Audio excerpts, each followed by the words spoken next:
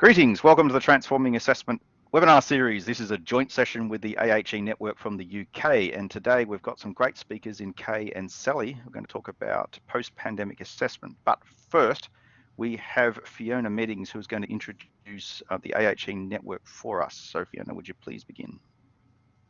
Yes, welcome everybody. I was trying really hard not to say good morning because that's okay here, but it's good evening to you folk in the Southern Hemisphere. So I'm Fiona Meddings, and my colleague Fabio, I think he's also on the call. We've been working with Matthew, hosting some of the webinar series.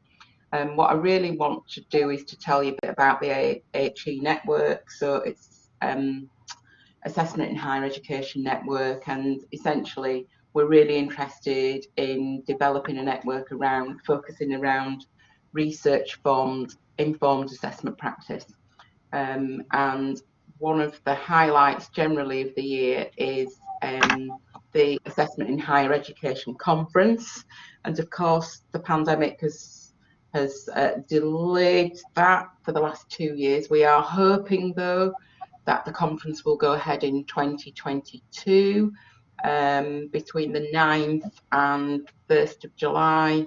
Hopefully it'll still be in Manchester, but we're just all keeping our fingers crossed because we're not quite sure which way the pandemic's going to take us. So I think that's enough about me talking. We're going to have a 55 minute whistle stop tour of post-pandemic assessment back through our two presenters. So I will let them introduce themselves. Thank you. Good morning. Okay. Well, my name's Sally Brown, and Kay, I'll move the slide on to the picture of us. Here we are. This is when we were doing a recording in my garden in the UK on a glorious day. Kay, why are we wearing Great North Run t-shirts on that occasion? On that occasion, we were making a little video for Advanced HE, who were just about to launch their torch relay of assessment practices during the pandemic right round the globe.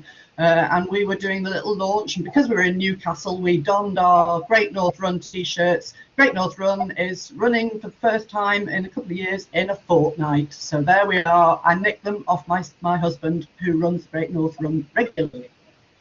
But we don't.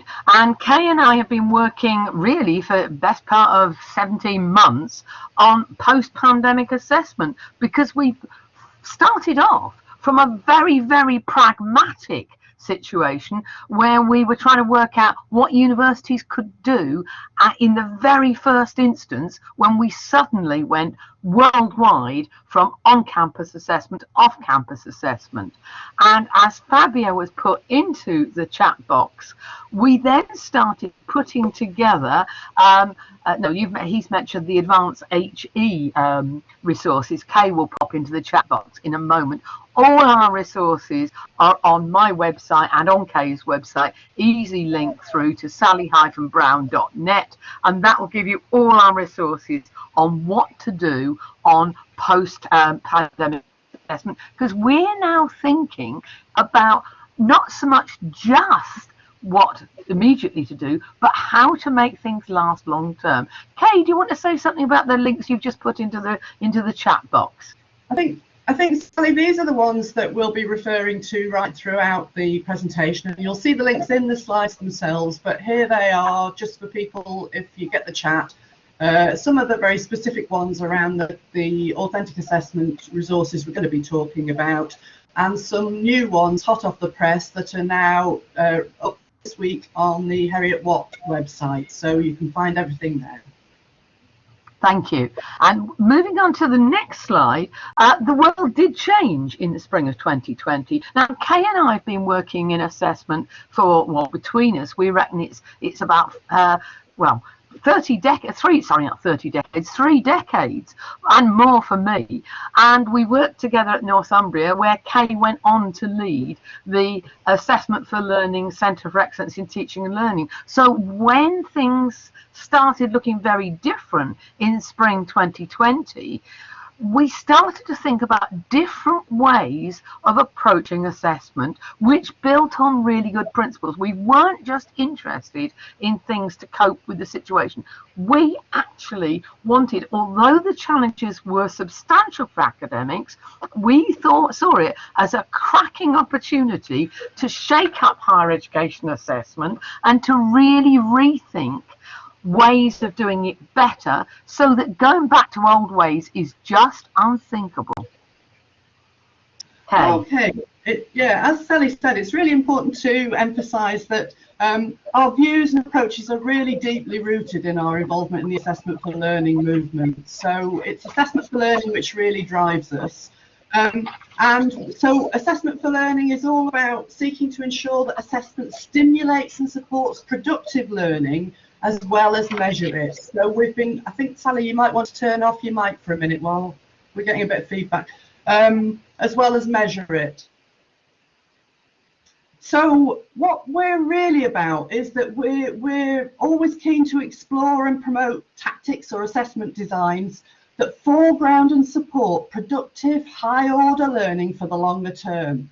So a key question for us is, can we re-engineer assessment and feedback practices going forward so that they stimulate, well, firstly, student engagement in productive, high-order learning for the longer term? So that's casting students as active, responsible, involved participants who spend time on task in the run-up to assessment. And can we design assessment to stimulate student empowerment, so students are seen as enlightened and jointly responsible partners in the assessment and feedback processes, rather than simply victims and victims of other people's judgments. So we're trying to explicitly support them to exercise increasing levels of control over their own learning and learning to self-regulate and self-monitor. So what this means is, we're drawing on the literature here for the last two decades. It means paying heed to the three interrelated areas of assessment for learning that I've just flagged up on this diagram. So there's been loads of work on all these aspects, and today we're mainly going to focus on the top one in this diagram, which is about helping learners become energized and engaged by designing more authentic, learning-oriented assessment tasks. So Sally and I argue that in all cases, it's important whether students believe the assessment tasks that are set on their university courses feel realistic, they feel authentic, because it's really damaging in a whole host of ways if students view our assessment practices as inauthentic, as artificial or contrived or relatively meaningless beyond the immediate context of being tested and getting marks.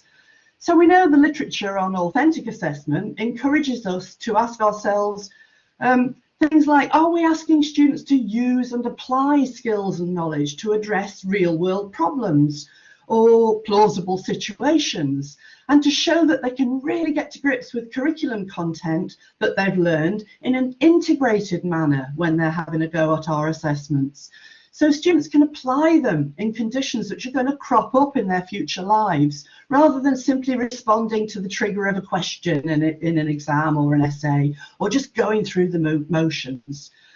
Furthermore, engaging assessment tasks at the top of the diagram, which encourage students to spend time on task in the run-up to the assessment, that opens the door for much more active involvement in feedback processes and self-evaluative processes, which run along the bottom of this diagram.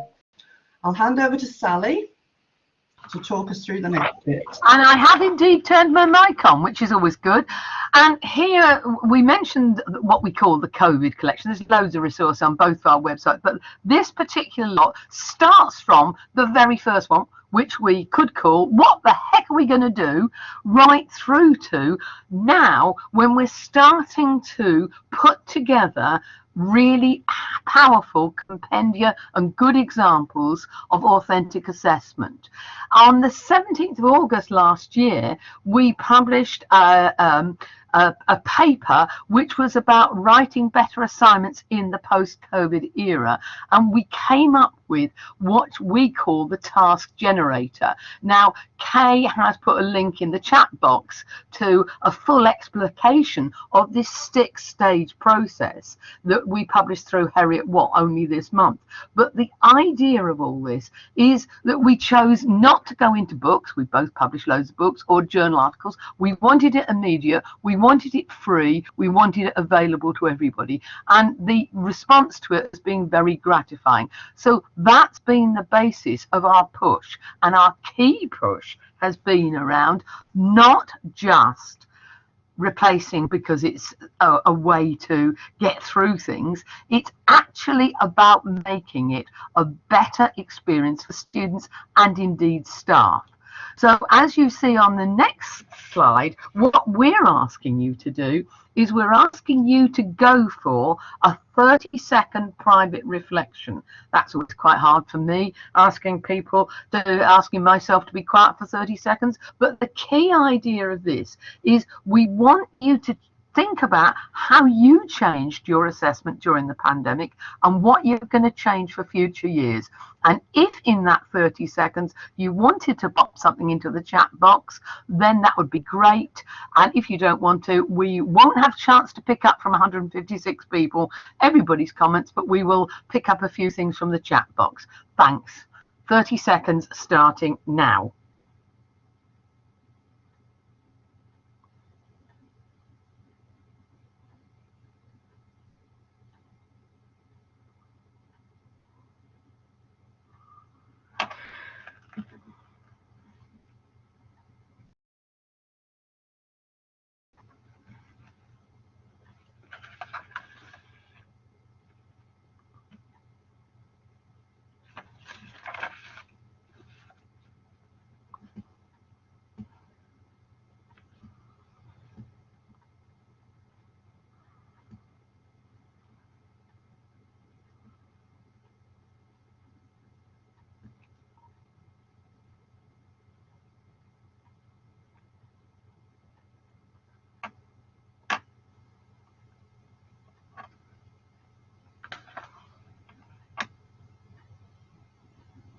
And that's the 30 seconds. And by George, there's a tremendous richness of ideas in there. I've picked up on more use of program level assessment, which is something Kay and I are very keen on. Getting students to self-design their own tasks, moving everything online, Dave says vigorously, moving away from endless blooming exams, lots of things using technology, particularly things like Padlet and Vivers. Lots of people talking to open book exams. Now, one of the things about open book exams is what it's made people do is realize if you have open book exams that you have to change the nature of the question. And I would argue moving away from traditional exam questions to open book style exam questions actually in itself makes things more authentic. So more use of online Vivers, online Teams and so on. Kay, was there anything you picked up on there that you thought was really interesting? I think the next slide will take us on to the open book issue, but what we're seeing, I'm sure, is that a lot of people are questioning the viability of the traditional exam format and then moving into lots of different areas and raising some really important questions about academic integrity, inclusivity and that sort of thing. And just before we move on to your next slide, Kay, I thought I'd just respond to Cesar from Curtin, who's saying there's lots of issues raised by knowing whether students did their own work and whether there was a lot of cheating. That's not an area we cover in this workshop, but it is an area that Phil Dawson, I think, is the absolute doyen of. Phil Dawson, who is also involved in the AHE conference that Kay and I are very involved in. Shall we move to the next slide?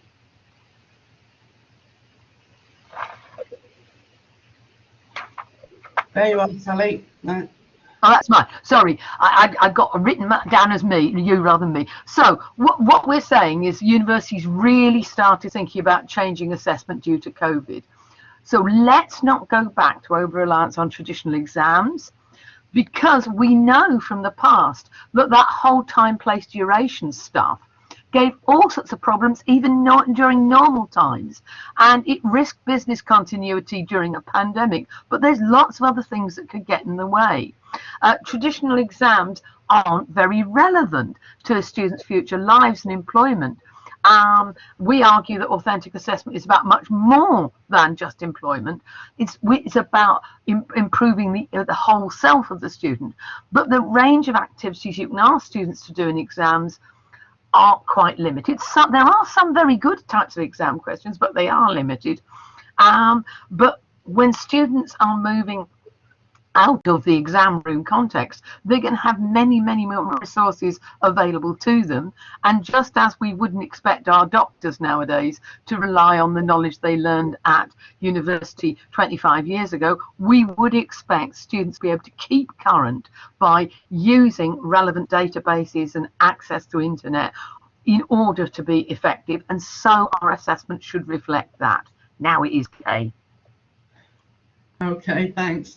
So I think what we were seeing in the chat was very much this shift for when exam halls closed. We started to see a lot more diversification forced by that in a way in terms of the exam formats that were on offer across the sector.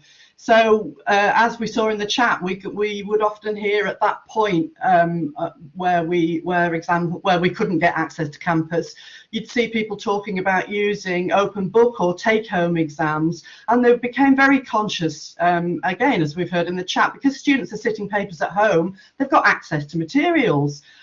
So exam questions really had to rely on more than just recall and stuff that they could Google or look up on their phones. And so it raised awareness of these kinds of issues, of the dilemmas of the traditional exam hall. And we started to see a lot of advice and guidance coming out at that time about how to set open book exams and how to redesign exam questions for those sorts of circumstances. And on the slide we've got Gary Wood's. Gary Wood's paper is a prime example of this. It's a really useful paper. And I've also popped on this slide the really useful paper by Villarreal and colleagues who, pre-pandemic, granted, promoted the principles of authenticity to improve exam designs. But I guess Sally and I would argue that rather than spending all our time redesigning exam formats, it could be much more productive to consider the host of alternative formats that are on offer to us. We've seen some of these emerging in the chat. I'm sorry, they're whizzing past my eyes too swiftly to pick some out. We've seen things on Vivers and conversations and videos and what have you. But in our June paper last year, we set out, it's a paper called Assessment. We set out some of these alternatives that I've put on the slide. And we accompanied that by the sort of pros and cons of using these to help people consider different formats to the exam. And a lot of these come from the long tradition that we have in higher education of much more authentic, interesting and learning oriented formats. So things like Vivers, blogs, audio recordings, video recordings, in-tray exercises, leaflets or websites that are aimed at a specific audience, all those kinds of things.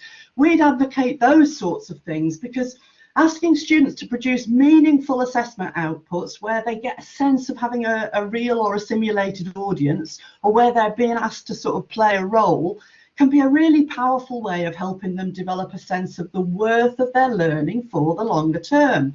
So things like posters or leaflets aimed at the public or a client and that kind of thing can be really powerful in terms of supporting their learning. So I guess the key question for Sally and I, and we would propose for the current and post-pandemic pivot, is that it's all about asking ourselves, how can we re-energise assessment to boost authenticity and thereby enhance student engagement?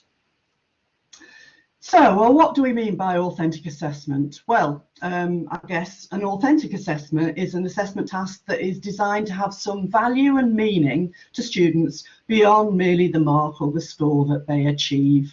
So traditionally, authentic assessment is a concept promoted by Wiggins and others, and it's been long-standingly taken to mean that students are engaged in using and applying skills and knowledge to address real-world problems or plausible situations. And of course that often sort of tilts it towards being thought of as for vocationally oriented subject areas.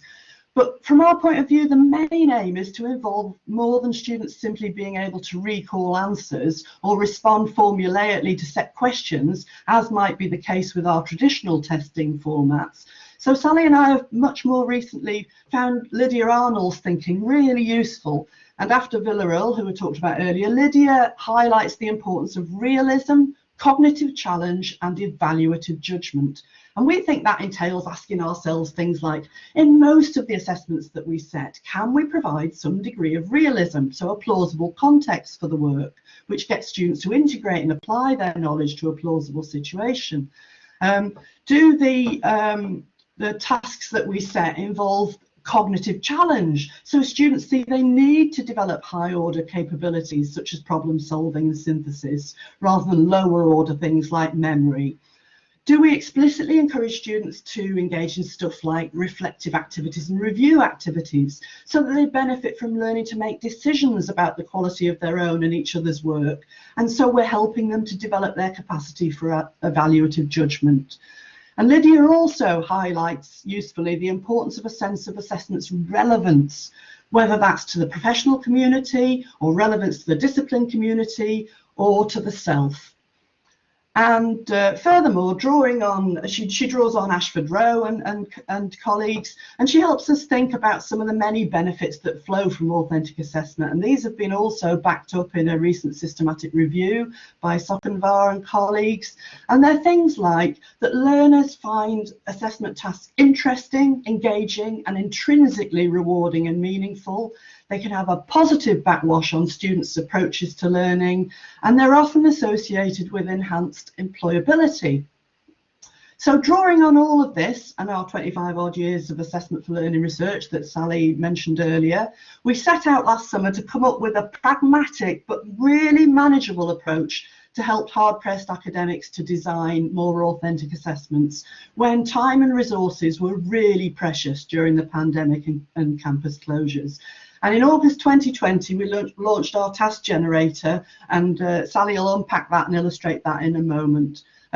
But it's really important that this was designed to help people do this in a manageable way, get that positive impact on learning and the positive influence on employability, but we also wanted to focus emphatically on the ways in which assessment might become relevant, worthwhile, and offer some level of control in much broader ways than just employability. So we're very keen not to simply conflate authentic tasks only with the world of work, but to think of it much more broadly in terms of fostering a student's personal growth and development. So it's about designing assessment to help students see themselves as someone who might apply subject knowledge to make a difference in local or civic or social communities, or who develop a keener sense of belonging to a disciplinary community, or develop a sense of agency or personal fulfillment. Because as Jan MacArthur powerfully points out, authentic assessment can be a powerful force in shaping students' identity and students' self-worth. So we've just tried to capture this in a whole person approach in this Venn diagram, just to illustrate how we think that self-realization and personal fulfillment can be sparked by authentic assessment, as well as its more traditional associations with longer-term learning or deep learning and its links to professional practice and the world of work. So that's the thinking behind it, and now I'll hand over to Sally to explain the practical model that we came up with and give you some illustrative examples from the compendia we've curated since launch. Yes, thank you, Kay. And what we're trying to do is find ways that people can develop authentic assessments which aren't going to involve the staff in huge amounts of additional work and aren't going to involve the students in anxiety-making activities. So what we put together was what we call the task generator. And here you see it's illustrated by a fabulous infographic by Katrina Swanton of Swanton Sketches. And what we're basically saying is, if we run along the bottom of that chalkboard, if we think about how we're going to do this, I argue that we start with the learning outcomes. Now, the learning outcomes, if they have been well written, will have lovely, powerful verbs in them. Those verbs tell you what the tasks are that the students need to be doing, and the object will describe those tasks, and then the activity will provide outcomes in the form of evidence of achievement. Wrap that round with the context and maybe put some range statements or what we really mean this is going to look like around it, and you've got what we call the task generator. Let me show you what I mean. So by that, let's have a look. Some of these verbs, look at your learning outcomes. You're likely to have verbs like interpret or review or set up or evaluate or compile. What is it they're going to do? Well, they're going to interpret sometimes complex and sometimes incomplete or conflicting data. What would it look like when you turn that into an activity? Compile a summary, meaningful for experts and laypersons. Say a bit more about that. That's going to lead to a viable action plan for a team to implement. Or let's take another line from there. Let's take set up. Set up specialised equipment appropriately. So draw up a quick guide for peers. That will enable them to use it effectively and appropriately. Or compile contingency plans for a professional environment, and the outcome we're asking them to do is produce a disaster recovery in the case of a serious emergency, which can lead to mitigation. That's just a whistle-stop tour, but as Kay has mentioned in the chat box, we've written a lot more about that process in the publication we've just done that's open access for Heriot-Watt University. But let's go on to have a look at a couple of examples. And we're starting with one from Thomas Broderick of Munster Technological University in Ireland. Please, if you've got great examples, let us have sight of them, particularly if they follow these kinds of formats, because we're always trying to build our compendia. And actually, it's become something rather lovely. People really like to have their work in our compendia because lots and lots of people are sharing them. So in Thomas Broderick's case, design a range of supports at your residential home for persons with a disability. What health initiatives would you propose? So that's an essay question. Right. Here comes the alternative assignment, and here we've got a context or a plausible scenario, we argue. So in this case, envisage that you're working on placement in a local residential home with persons with disability, and considering the impacts of COVID, you've been asked to introduce some new health service initiatives to support residents in overall well-being. I'm more excited as a student, aren't you? So here's what that might look like. Here are the tasks. There you see in bold the verbs: research, prepare a plan, present in the form of a table, provide a rationale, write in your reflective diary. And then what is it they're going to research? Wellness needs. Present this as a set of bullet points. Note that we're always trying with the tasks to keep what you're marking down to a relatively small volume, not pages and pages. Here we want a set of bullet points, one side of A4 of references, one side of A4 for each of the three health initiatives you're going to put together, a table, just one page, of what are the principal benefits and the initiatives you're proposing and any disadvantages, a rationale provided in the form of an email to your busy line manager, and a reflective diary comment on what you've learned from the assignment. We believe that authentic assessment always should contain a reflective element. Let's have a look At another example, and I love this example, I'm warning you here and now, this example might change your personal behaviour because it changed mine. So Amreen Bashir at Aston University, her area is contamination. And she gives us a traditional essay assignment. What are the key factors leading to poor consumer health in domestic bathrooms caused by contamination? What steps can be taken to improving health through more hygienic practices? Yeah, let's have a look at what she's offering instead. This will make you rattle. Context: you live in a student house with 4 other students with a downstairs toilet but only one main bathroom that everyone shares upstairs, which also contains a toilet. You're a microbiologist living in the flat and you're rather concerned at the overall level of the hygiene in the flat, particularly the bathroom. Task 1. Read 2 articles by Amreen on contamination of toothbrushes and contamination of makeup. And just take a screenshot or annotate a hard copy and send in a photo of your comments on it. That's actually a really interesting thing to do. Then prepare a poster as a PowerPoint slide for your shared bathroom, highlighting the key contamination risks in language that's likely to be convincing rather than preachy. Do include images as footnotes, as well as footnotes. Present your poster to your staff and peers in the form of either a live presentation or a 3-minute video recording. Again, that's going to depend on your learning outcomes and on your context, whether you actually can do it. Write an article of 700 words for the student newspaper about what students living in flats together, and then write a 100-word reflection on what undertaking this set of activities has caused you to consider. Well, in my case, that's changed toothbrush practice in the Brown Race household forever.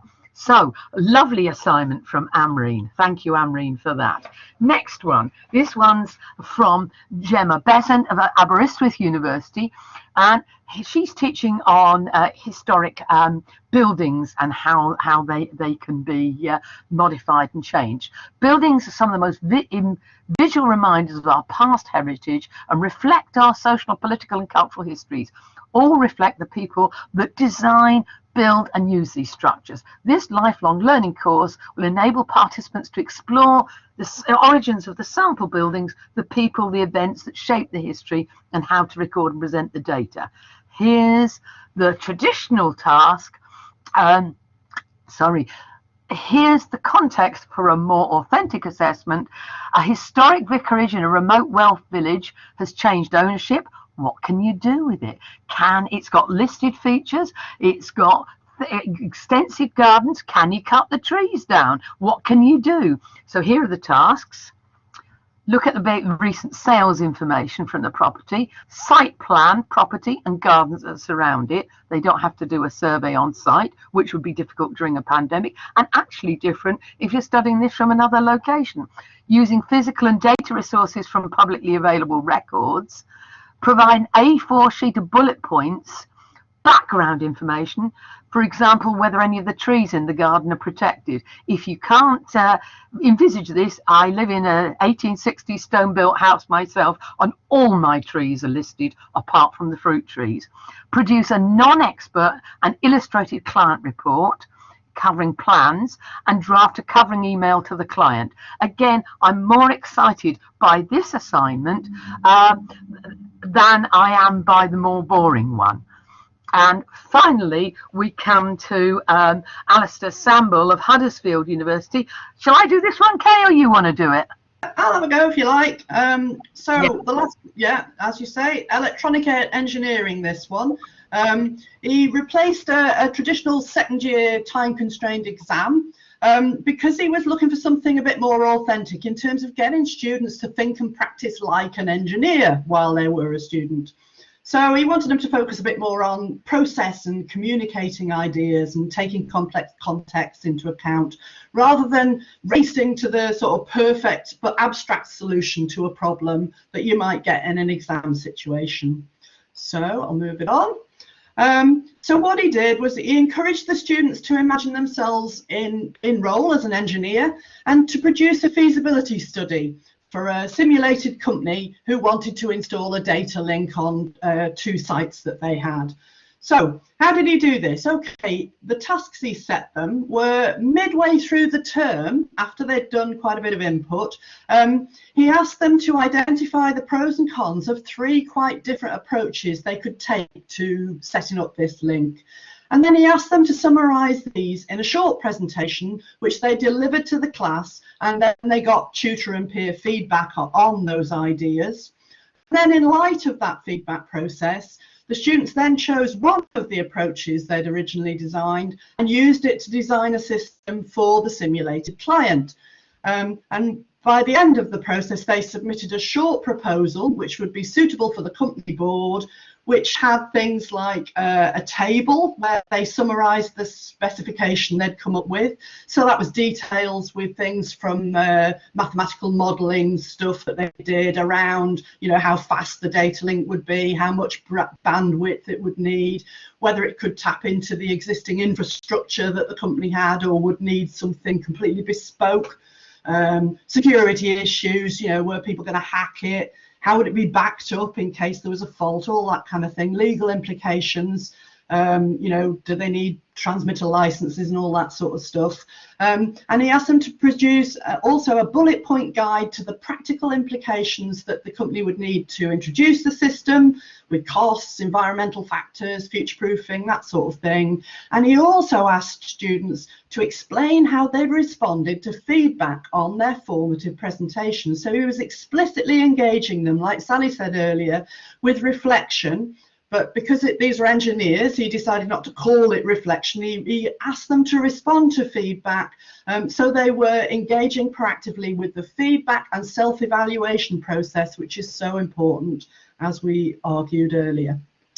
Okay, over to Sally, who seems to have gone. Are you there, Sally? No, well, carry on. Yeah, I'm here. The trouble was I was distracted by the chat because I wanted to respond to Duncan, because Duncan says he loves this approach, but it's much harder to assess because for students and staff to understand what to do, because there's so many different ways to get it right. And there's been some interesting chat in there from colleagues talking about, yes, but isn't that what makes it so valuable? I think that there are actually so many benefits in this kind of approach, because it makes both students and staff rethink what it is we really want them to do. So we're giving them tasks that are more challenging. Very often they are much shorter to mark because they're not the great lengthy essays or assignments or reports. Some would argue, I would argue, that actually designing the tasks is front-loaded. But if you think about it, once you've written a scenario, next year you could use the same scenario with different tasks, or you could use the same task with a different scenario. And people are using these kinds of approaches, say that for them it actually becomes a way of thinking and a way of engaging with the task and with students, and that actually makes a dramatic change to learning. And that's what we're all about. And our summary slide, which is again by Katrina Swanton of Swanton Sketches, I think illustrates beautifully in Katrina's lovely style how before, in the bottom of the slide, there's an over-reliance on timed, unseen examinations, which are anxiety-inducing, with an overweighting on summative, with not so much formative assessment. And for some of the research we did way back when, Kay, we were talking about students seeing assessment as a black box. What we'd like to do is turn on the light. We'd like assessment to become transformational, because it actually changes the students. They become inspired and engaged through an assessment for learning approach, which is enabling and inclusive through active learning by giving students tasks they care about involving them and engaging them as Alistair did in the feedback processes and building thereby their self-efficacy. So we argue that in this kind of way, assessment can promote, support and extend future learning. That's what we feel this is all about. So I'm going to just show you the next slide, which is our references and our wider resources, but then I'm going to go back to our summary slide because I would like to now to well, first of all, I'll ask Kay if you want a last word, and then I'll pass over to Fiona to try and guide us through a few questions that we can respond to other than the ones we've seen already. Kay, do you want the last word? Well, in terms of the last word, I think there's some really interesting comments coming up that we might want to give the floor to people around. It's messier if everybody if there isn't a single right solution that you can just write down, and it's very straightforward. So yeah, there's, you know, it's more unpredictable. That's the richness of it, but that also makes it more challenging in some ways. There's some really important questions around this idea of the black box. Whether students are going to be daunted by doing something that they've not done before, and that's where I think it's really important to lead them into this in a very explicit and inclusive manner. So I don't think we can just dump authentic assessment on people. You have to help them to see what that might look like in practice. And that's where these short exemplars would be really, really valuable. And then I think we're seeing, you know, people talking about the value of actually engaging students proactively in the feedback process, so that they're doing things along the way rather than just putting their foot on the gas just before the assessment period. And if I can just pick up on Kay's point, just to tell you, we have 3 compendia on the website of authentic assessment examples that we've curated from lots of people from lots of disciplines. And there was a colleague earlier on who was saying, what about accounting? Well, when we got lots of comments from people saying that they couldn't really see how this would apply to a subject like mathematics, we started hunting round. So as well as our 3 compendium of across all sorts of disciplines examples, we've also got the amazing Giuseppe Zorlo from Galway, National University of Galway in Ireland, who has written about his approach through authentic assessment, which is by getting them looking at what he calls mechanics tales. So yes, I think we can say that our approach is exemplified in the compendia, but as we keep reinforcing, we'd love to have some more. We're particularly keen to get a wide range of disciplines, wide range of contexts, wide range of nations. Let's hand over to Fiona to see if there's anything you want to specifically ask us about or point us towards. Fiona. Thank you, Sally and Kay, for that. So I've just a couple of things. I know there's absolutely loads of stuff in the chat, but there's a couple of things that I've just sort of been quickly looking back at. And there's a comment from, I think it's Mark Bassett, who talks about, let me just see if I can find him. Sorry, Mark. About ways of trying to gradually involve students in this sort of complex design of assessments. And are there any examples of how this could be done? Okay, so and Sally. Yeah. So that's yeah. Yes, Connie, the Mechanics Tales information is on our website. I'll come back to Annie and Mike in a moment, but in terms of involving students, there are a number of examples have been involved. The key thing is that, of course, well, I'm going to pick up Mike's comment just now. Mike says, well, you're going to run out of examples soon. actually, trust me, Mike, you won't ever run out of examples because students will always give you them. And in terms of Annie's question about humanities, we actually had a lovely example from the English domain that Kay and I curated from stories we'd heard from people in the past. So lots of examples there. And I'm just going to pick up on briefly on the in-tray assessment. This I picked up from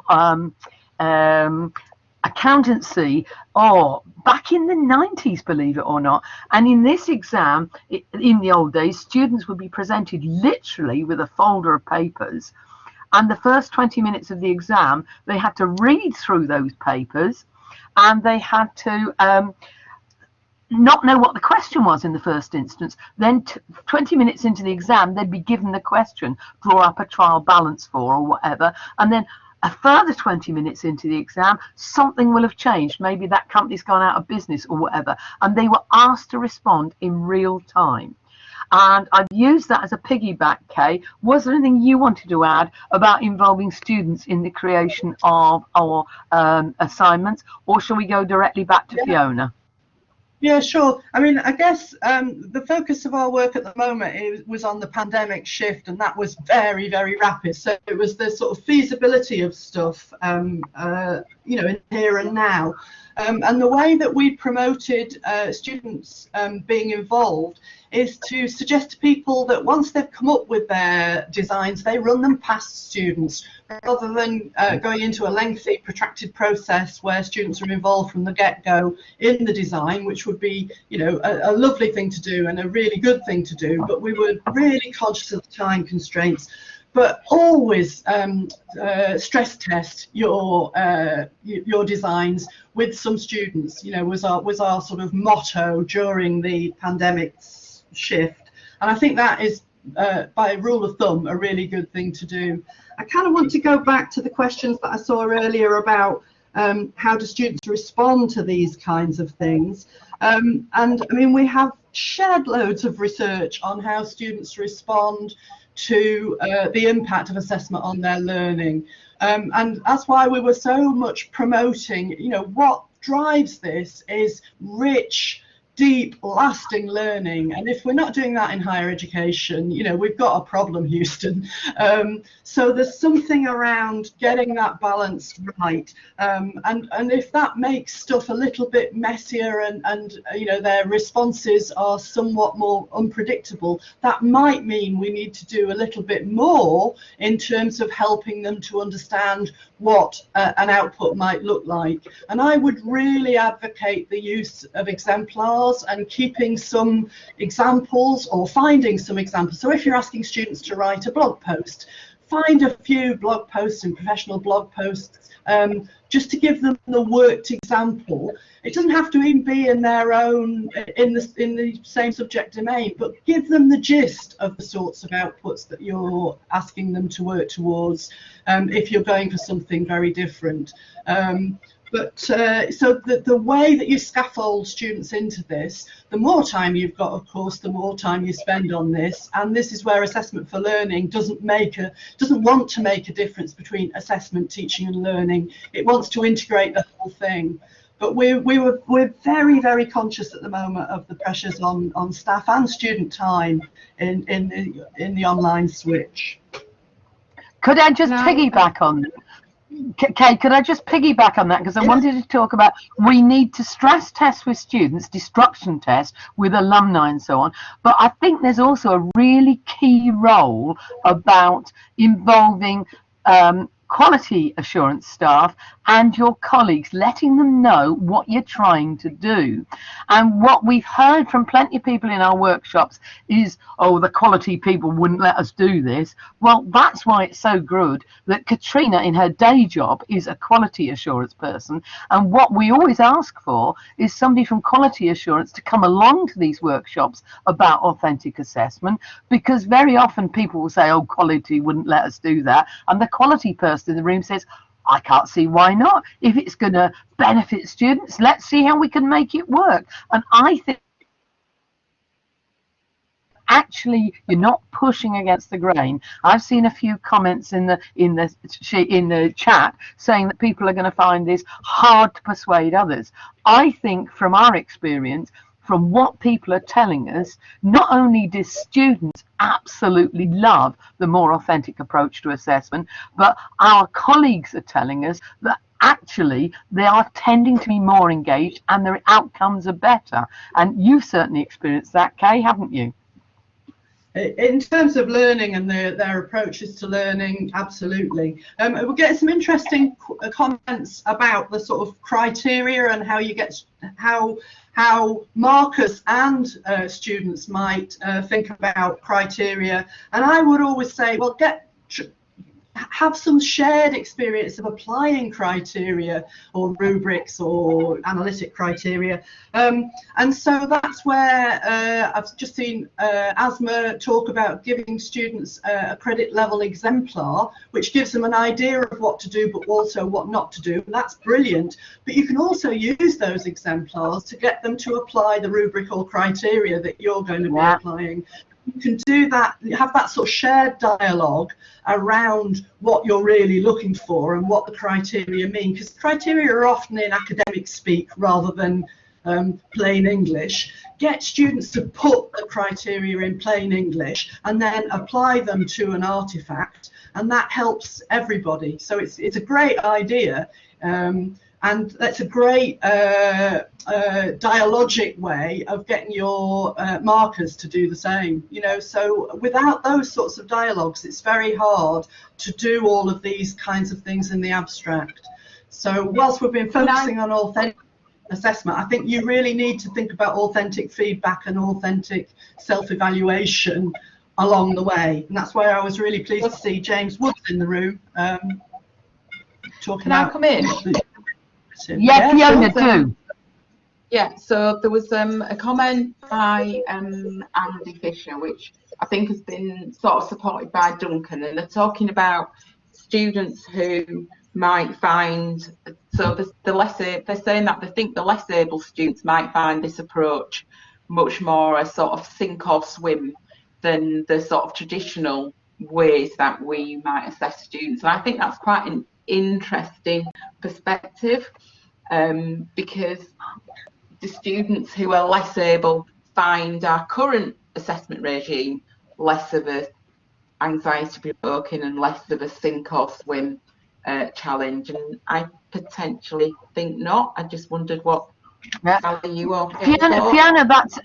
Fiona, that's a great point. And one of the things students tell us, and one of the things staff who present us with these examples tell us, is that students like an approach where they can say, I can see what you want me to do here. Now I know where to start.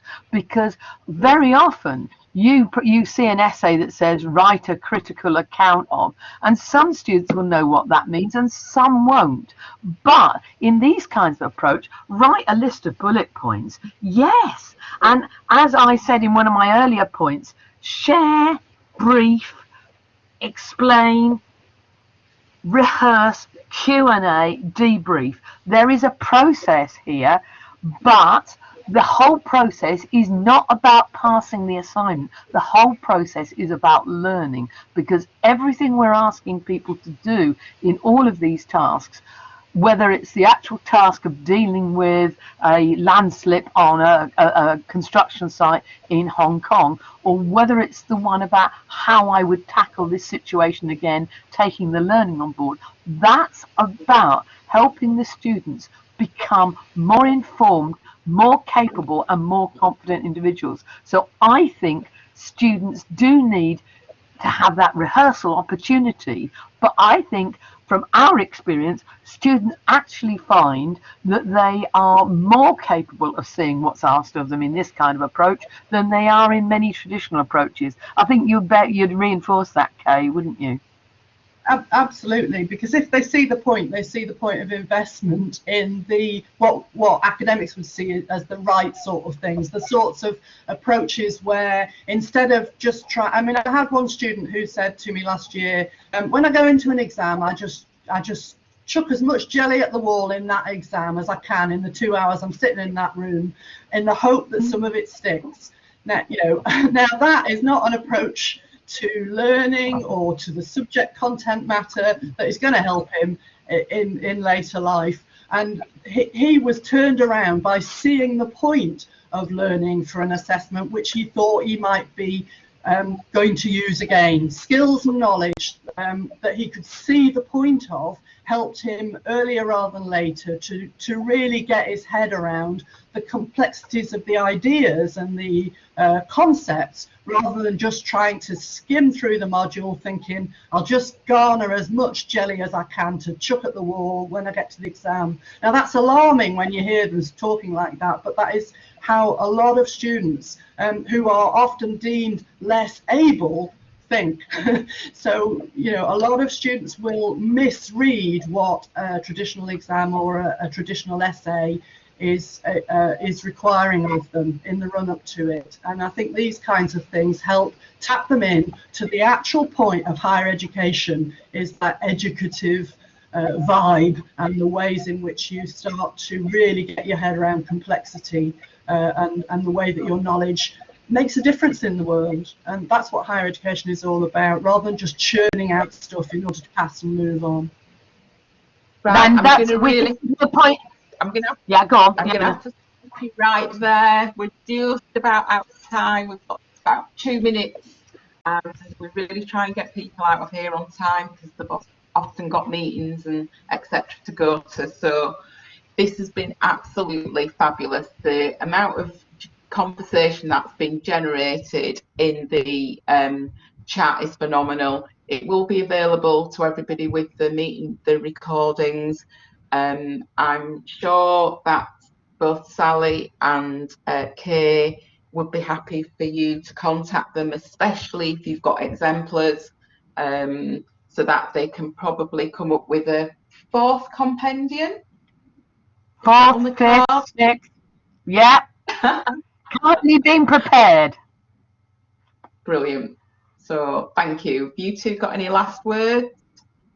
Well, just thank you on our behalf for convening this, Matthew. Thank you, Fiona and Fabio, for involving us. It was, as Kay says, brilliant to meet so many people, and I am desperate to read that chat because there's so many things in there that I think we're going to be able to pick on. Please do contact us if you've got great examples. And because I always talk so much, I'm going to let Kay have the very last word. Oh, no, I'm not, because there's a thing about lifesavers last year. No, Kay, off you go. You say a last word.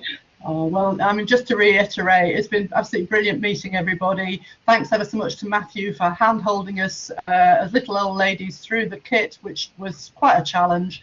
And thanks to Fiona and Fabio remotely for helping facilitate this session. We tried to get through a lot just to sort of make sure it was worthwhile to as many people as possible, but absolutely brilliant to see you all, to see some familiar faces. I see Phil Smith there. Great to see you. Shame we couldn't speak, but we'll see you hopefully next year in Manchester.